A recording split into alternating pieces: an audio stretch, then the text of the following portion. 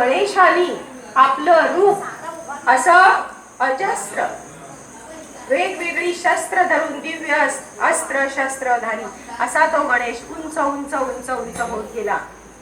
परंतु अनलासुराबरोबर तो अजून विजय पावत नव्हता, कारण अनलासुरही वेगवेगळ्या प्रकारे आग ओकत होता, अदृश्य होत होता आणि निघून जात होता वाऱ्याबरोबर.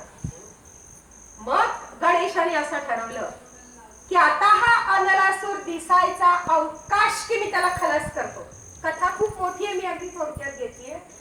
त्यांनी चक्क त्या टेकडीवर खूप मोठा आपला देह केला, चेहराही खूप मोठा केला आणि इतका मोठा आ केला की तो श्वास जो घेतला तोंडाने आ करून तो अनलासुराला गिळून टाकला. आग ओकणारा तो अनलासूर त्यांनी गिळून टाकला. आता गिळून टाकला आणि देवाने पुष्पवृष्टी केली. परंतु अनलासूर असतो आग ओकणारा असल्यामुळे त्याच्या पूर्ण देहाची आग व्हायला लागली आणि ही आग काही केल्या थांबेना. सगळ्यांनी आपापल्याकडची त्याला थंड करण्यासाठीची, म्हणजे कोणी चंद्र देते,